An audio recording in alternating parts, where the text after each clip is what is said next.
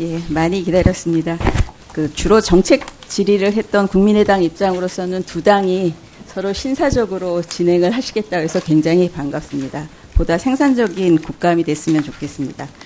원자력 안전위원회는 국민들이 원자력과 방사선으로부터 안심할 수 있는 사회 구현을 위한 기관입니다. 그렇죠? 네, 맞습니다. 그래서 저는 일단 방사선 안전 쪽에 대해서 먼저 여쭤보겠습니다. 올해 초에 여수에서 방사선 작업 종사자들 선량 한도 초과됐던 사건 잘 아시죠? 네. 예. 여기 우리 원자력 안전법에 따르면 방사선 작업 종사자 선량 한도는 연간 50mS를 넘지 않는 범위에서 5년간 100mS로 돼 있는데요. 실제로 지난 여수에서 나왔던 방사선 작업 종사자 관리 시스템을 통해서 인지된 선량 한도 초과자를 보면 한 분 문모 씨는 염색체 검사 결과 한 1190mSv 피폭으로 판정돼서 측정된 선량계값과 비교해 보면은 무려 거의 600배 가까운 차이가 났습니다. 그 이유가 이제 선량계 자체를 착용하지 않은 것이 원인으로 밝혀졌습니다. 잘 알고 계시죠?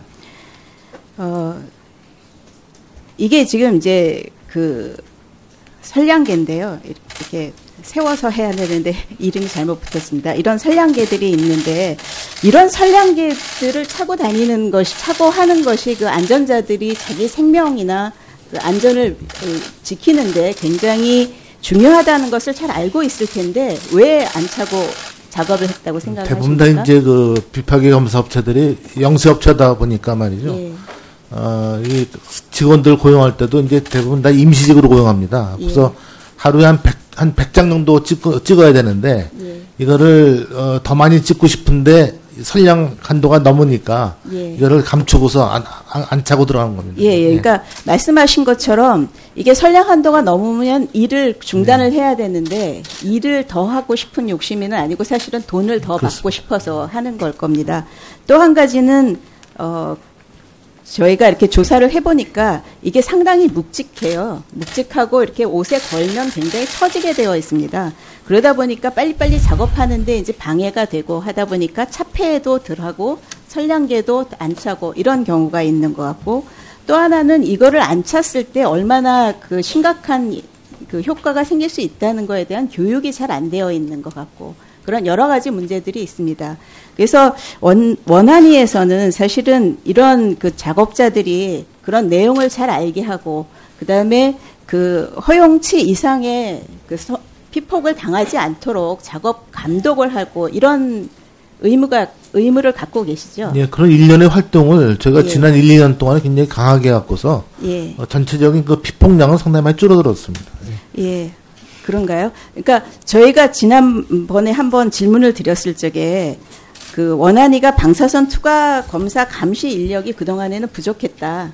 그래서 이제 충원해서 더 하겠다. 이렇게 보고를 하셨었어요. 그래서 실제로 원안위 지역사무소 4곳에 현장 방사선 검사 기능을 추가 수행하도록 하고 그다음에 인력도 보강하기도 했는데 실제로 그렇게 됐나요? 인원 느는 거는 사실 지진 관련돼 갖고서 제가 인원이 좀 늘었고요. 예. 그 외에 이제 원전 안전기술원에 규제 인력은 좀 늘었습니다. 예. 저희가 확인을 해보니까 9월에 확인을 했을 때 1월 달에, 그러니까 저희한테는 6월에 보고를 해 주셨죠. 그때랑 상황이 바뀌지는 않은 것 같습니다. 그러니까 검사 인력이 늘었거나 전체 이제 규제 인력이 늘었는지는 모르지만 그래서 앞으로 어떻게 더 이쪽 문제를 해결을 하실 건지 그 내용을 좀 저희한테 제출을 해 주셨으면 좋겠습니다. 예, 그러겠습니다. 예. 또 한 가지는 이게 이제 방사선 투과 작업장에 대한 내용이 있는데요. 화면을 한번 보여주시면은요. 보통의 비파계 검사학회에서 실태 보고서를 보니까 보통 이제 RT라고 하죠. 방사선 투과법을 쓰는 데가 주로 조선 아니면은 플랜트 쪽이더라고요. 그러다 보니까 여기는 이제 굉장히 다음 장 좀 넘겨주세요. 두 군데가 하고 있는데 이 주로 작업장들이 고소 작업장들입니다. 고소 작업장이라고 하는 거는 이 실제로 아까 말씀드린 600배 이상 피폭이 됐던 분도 거의 매일 야간 작업을 하면서 10m, 20m 자리에 그 고소 작업정을 하루에도 수십 회씩 반복을 하다 보니까 저희가 이걸 차고 작업하기가 어려웠다 하는 거가 있는데요. 이게 이제 그 안전 관리자가 지도 감독을 하는 것도 굉장히 중요하지만 이 고소 작업을 빠른 시간 안에 이렇게 완료하려다 보면 안전 시설을 제대로 할 수 없기 때문에 아예 이런 고소 작업에 대한 어떤 조건에 방사선 투과 차폐에 대한 그런 기준이나 이런 그 시설들을 갖춰주는 것이 맞다고 생각하는데 어떻게 생각하십니까? 고소 작업을 할 때 이제 그 작업자가 그 차폐체를 이제 들고 올라가야 되는데 차폐체 굉장히 무겁습니다. 그러니까, 이 문제를 저희가 그 지상에 그 알티룸을 장만해갖고서 웬만한 그 것들은 사전에 좀 알티룸에서 다 작업을 하고 검사를 하고 그런 것들 공사 관련된 것들만 위해서는 하는 걸로 좀 그런 있습니다. 거를 좀 개선하는 방안을 저희한테 좀 주셨으면 좋겠습니다. 또 하나는 저희가 이제 원전 품질 서류 위조 문제를 좀 말씀을 드리려고 하는데요.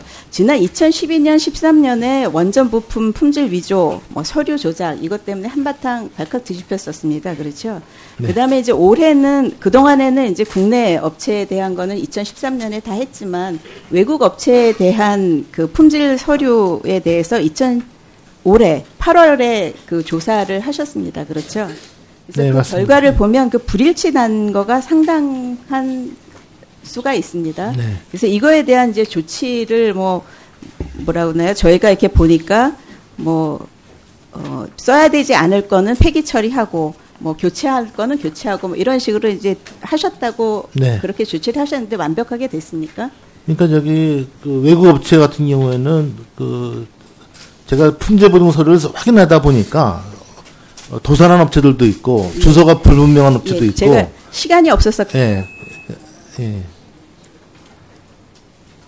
더 주실 거죠? 하다 보니까 지금 이제 국내 업체인 경우도 그렇고 해외 업체인 경우도 그렇고 이게 한번 품질 서류를 위조한 업체들이 아직도 근절되지가 않았더라고요. 그러니까 14년, 15년, 16년, 17년 이제 건수가 많지는 않지만 적발된 건수가 이렇게 돼 있는데 저희가 조금 놀랍다고 생각을 한 게 그 다음 페이지 보여주시면은요.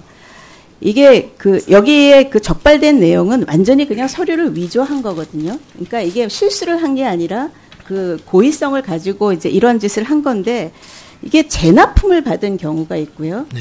그 다음에 보시면은 2016년에 베어링 쪽에 불합격 처리학 시험값을 이제 위조해서 왔기 때문에 다시 했는데 17년에 이 회사가 같은 회사입니까? 다른 회사입니까?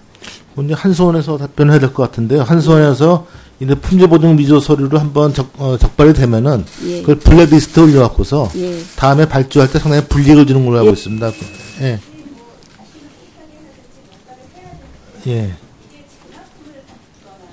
이걸 그 케이스 바이 케이스에 대해서는 제가 따로 한번 한선 통해갖고서 보고 드리도록 하겠습니다.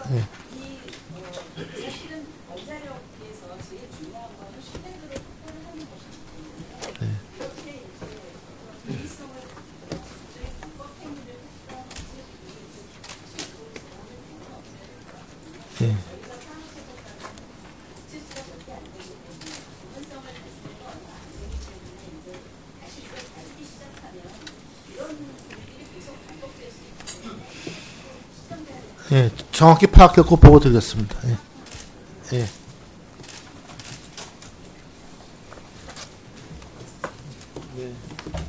김영 의원님 수고하셨습니다. 다음은 김정재 의원님 질의해 주시기 바랍니다.